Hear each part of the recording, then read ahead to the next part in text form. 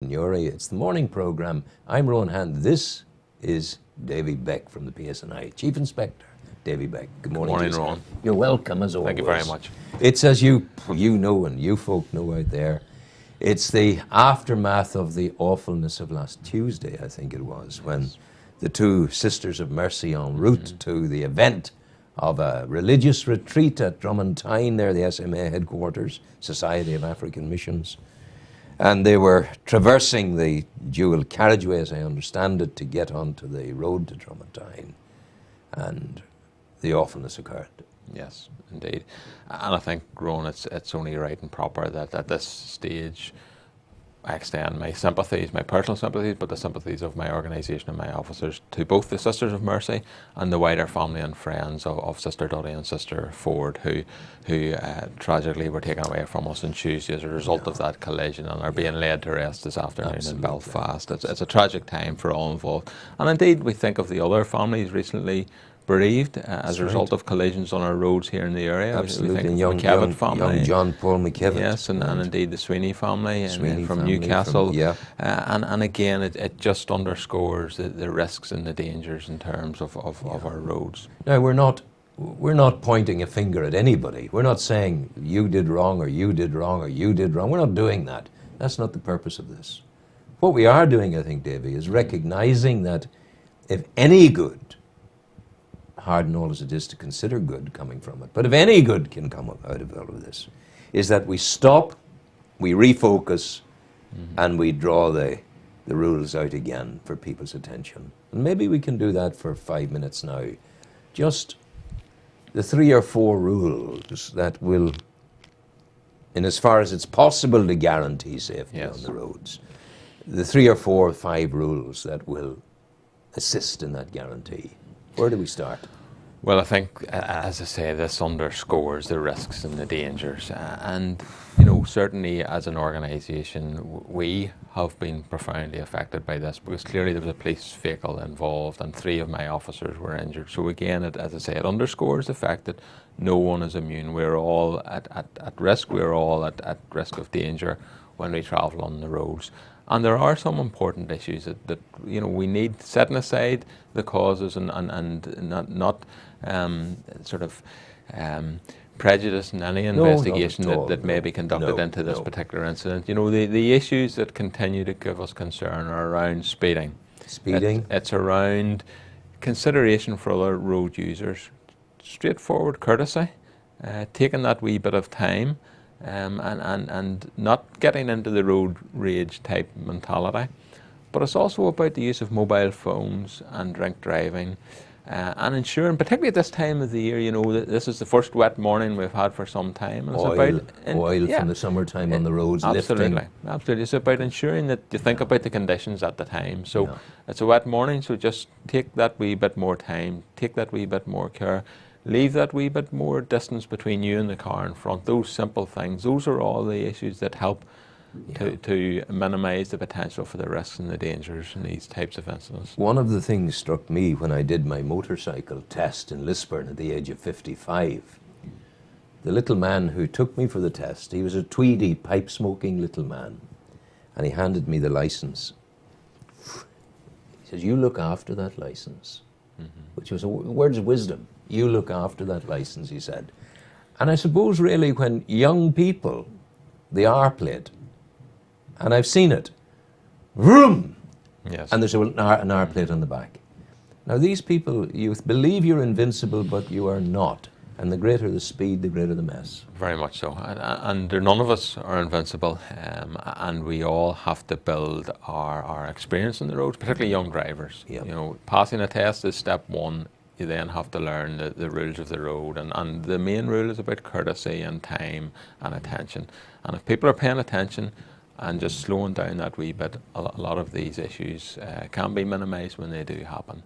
I have never, I started driving at 17. Yes. My first experience of getting onto the road was the stretch of motorway from the top of the Donegal Road in Belfast out to Balmoral.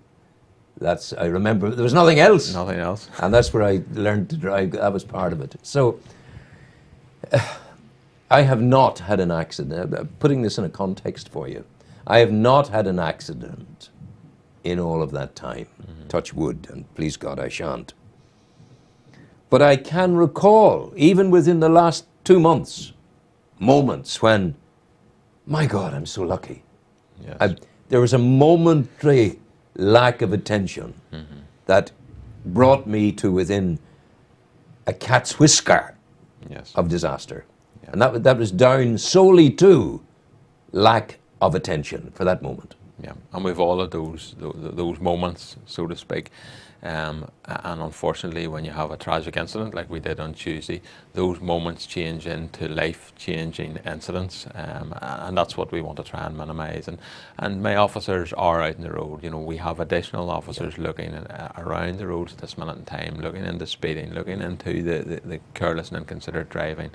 All those issues are a focus for us as we approach the dark nights, as we approach the sort of winter driving conditions. So it's a good time to educate and to warn and advise motorists, and it's a good occasion, and perhaps sometimes it takes a tragedy for us all to sit back and look at what we're doing and how we're doing it, and just reflect on what we're doing and how we're driving, and think about how we can do that more safely. I think it is important to say at this stage, Ron, that because there was a police vehicle involved in Tuesday's collision, that the investigation is being conducted independently by the Ombudsman. Yeah. And that provides reassurance to the community that it's an open, honest and fully objective investigation into the outcome of that collision and the causation for that particular collision. So it would be wrong of me to speculate in terms of our comment further in terms of that. That work will go along to its ultimate conclusion, and all will be. But it does provide that reassurance to the community that as a police service we are subject to the law as well, and my officers are exposed to the same scrutiny that we expose everyone else to. I love your use of the phrase police service,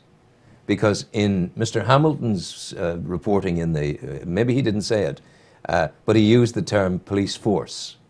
And that was coming from the mouth of the top man. Yes. And I thought to myself, you know, it's not a police force. It's a police service. Now, I don't know why he said it or what the context even was. Yes. The context may make it all right. But you guys are the police service. Yes. You're there to protect life and property in our community. You're the guy we stop on the street and say, please help if we need help. You're the guy we tell our children about. If you're in trouble, go to the policeman. You know. But I mean, the notion about the force, it just jumped out at me as the wrong word. Maybe it's some reporter using it, I don't know. But you know what I'm saying? Well, certainly my philosophy is we're a service. We're here to serve the people, primarily of Newry and Mourne, but the people right across Northern Ireland. And that's about trying to keep people safe and all sort of risks that they may encounter in all issues, and not only road safety, but in terms of the wider safety issue, and that's what we're here to do. We're here to serve the community and work with the community. Davy, back just on the final note on the driving end of it before we move on, a piece of advice given again by that old Tweedy pipe-smoking man who gave me my motorcycle license. Defensive driving. He would have talked about that. On the motorbike, we would have driven defensively. Defensive driving of the motor car can be a very, very good thing as well. That you're thinking of the worst case, without being paranoid, thinking of the worst case scenario, and that worst case scenario allows us to anticipate, which is a sacred word in driving, maybe. It is very much. Anticipation is really important, and one tip as a police driver, and I think when I was being sort of schooled and driving as a police officer, what my instructor used to do was actually get you to commentate on what you could see ahead of you, because it made you anticipate, it made you think. So when you saw a junction ahead, you were talking about it. Junction ahead, car emerging from the left, car emerging from the right. And that keeps you concentrated, and you're anticipating that if there's a car there, potentially it could drive out, and what am I going to do? So it is about thinking around about what's going on around you. Don't sit in that cocoon with the radio turned up loud. And the heat on. And the windows closed. Think about what's going on around you. Absolutely. Always. So that's the driving. Cut back on the speed. No mobile phone. Full attention at all times. Drive defensively, being aware of what's going on around you and being capable of anticipating that which may lie ahead. And we remember those who have perished on the roads this week and use their passing for the good of drawing that message to the attention of people. Mr. Hamilton's getting it difficult to make ends meet. Very much at the so. moment. You know, it's unprecedented for a chief constable to say to government, "You're moving the goalposts. You've told me 6 times in the last 100 days. Well, only 100 days in office. You've told me 6 times already of different cutback requirements you have of me." He's coming into important territory, but uncharted territory in a way. Yes, and clearly our Chief Constable has ventilated the issues very clearly over this last day or so. And I think that's only right and proper that we as a service tell the community that we serve of the pressures and issues that we're faced with. And it is unprecedented. You know, you use that word. Yeah. We're entering unprecedented times in terms of our finances and all public services are under pressure, and clearly we as a police service are feeling that pressure now. And to put that into some perspective for you, we have already removed in the region of £45 million from our budget this year, and we've been asked to remove another £50 million from our budget before the end of this financial year. Now, to give you some idea of what £50 million means, that's more than the entire budget for policing of E-District, and that is Newry Mourne area, but also Banbridge area, Craigavon area and Armagh area. So that's more than the budget to run policing for that entire area that we call E-District. So that's a phenomenal amount of money, and that will have impacts in terms of what we can deliver and how we deliver. Clearly, keeping people safe will be our priority, but many of those other issues that are part and parcel of policing will be affected by this, and we'll have to work our way through that. And it's going to be very challenging and very difficult times ahead. I wonder if, as we go ahead, again, it's uncharted territory, but in English towns and villages, and I know we have a provenance which isn't easy in this regard, but they have their own community constabulary working alongside the police service, there to try and help in some way. As I say, I know we've had a history in this, and it won't be universally popular, but the kind of thing that I'm thinking of in my mind's eye is a civilian service working with you to give you a pull out where you need it. Maybe that will come onto the agenda at some stage.